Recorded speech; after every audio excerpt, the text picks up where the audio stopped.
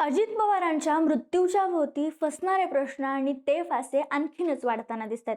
रोहित पवारांनी परत एकदा पत्रकार परिषद घेत याचं राजकीय कनेक्शन जोडले आणि हे सांगत असताना एक नाव चर्चेत यायला लागलं, ते म्हणजे श्वेता सिंह. श्वेता सिंह आणि महाजन या कुटुंबांचा नेमका काय संबंध आहे? रोहित पवारांनी भाजप कनेक्शन समोर आणलंय का?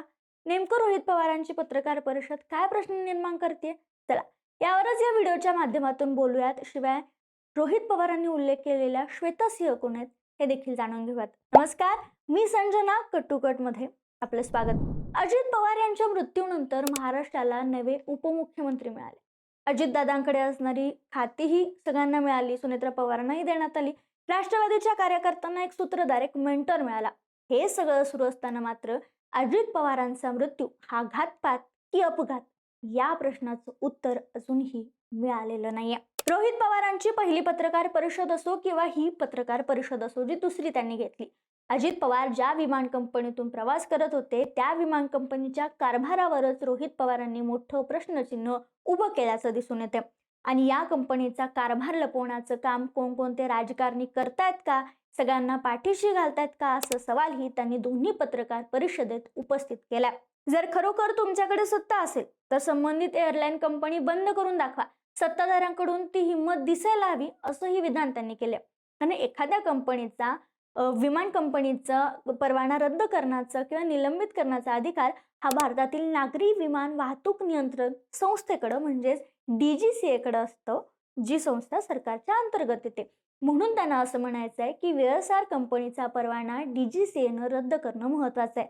शिवाय या DGCA संस्थेत कार्यरत असलेल्या श्वेता सिंह यांचाही उल्लेख रोहित पवारांनी केलाय. म्हणजेच त्यांचं भाजपशी थेट संबंध असल्याचं रोहित पवारांना म्हणायचं आहे का, असा सवाल यावेळी उपस्थित होतो.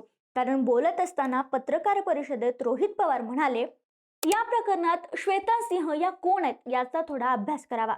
थोडक्यात तुम्हाला सांगतो की या आपल्या महाराष्ट्राच्या सुनबाई होत्या, आता नाहीत. या DGCA मध्ये काम करतात.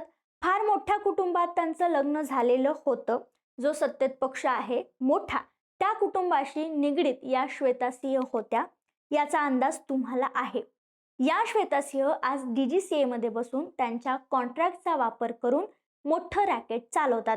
अजित पवारांच्या अपघाताच्या चौकशीच्या एजन्सीमध्ये ज्या अपूर्वा अग्रवाल आहेत, त्या महिला आहेत, त्यांच्यासह इतर सदस्यांना लेअरजेट विमान नेमकं काय असतं हेच माहीत नाहीये.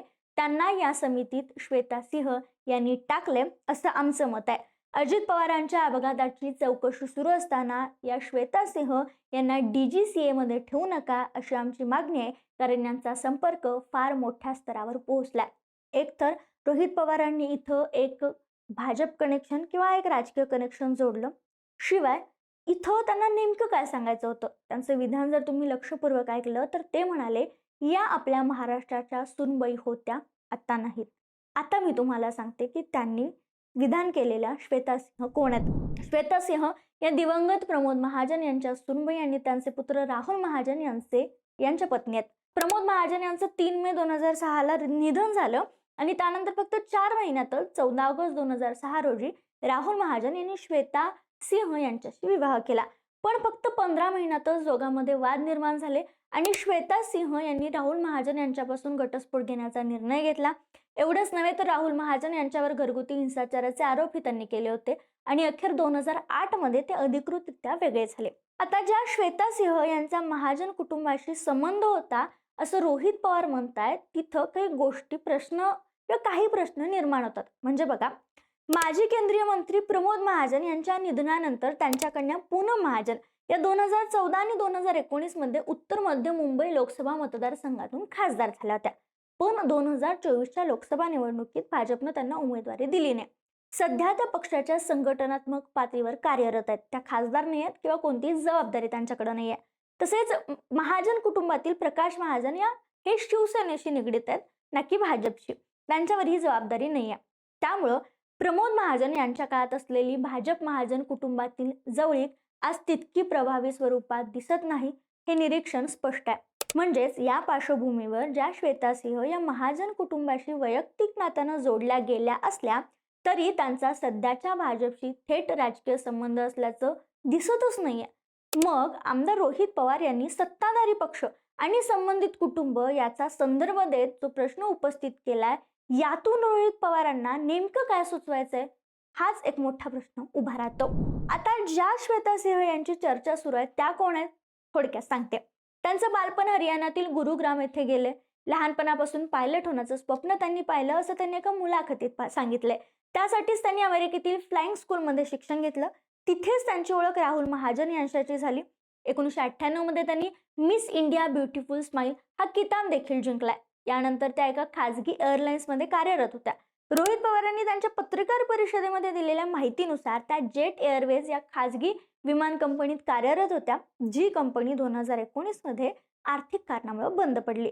सध्या त्या DGCA मध्ये कार्यरत असल्याचं रोहित पवार सांगतात आणि कार्यरत असतानाच त्या रॅकेट चालवत असल्याचाही आरोप त्यांनी केलाय. आणि म्हणूनच त्या DGCA मध्ये असेपर्यंत हे नीट जे काही तपासणी आहे ती नीट होणार नाही. त्यामुळे त्यांना तोपर्यंत तपासणी होईपर्यंत काढून टाका किंवा काहीतरी करा असं रोहित पवारांचं म्हणणं आहे.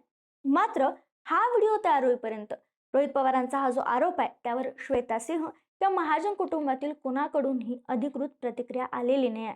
मात्र रोहित पवारांच्या या पत्रकार परिषदेनंतर अनेक प्रश्न उपस्थित झालेत, हे नक्की. आणि उत्तर जर महाजन किंवा श्वेता सिंह यांच्याकडून आलं तर प्रकरण अधिक तीव्र होण्याची शक्यता नाकारता येत नाहीये.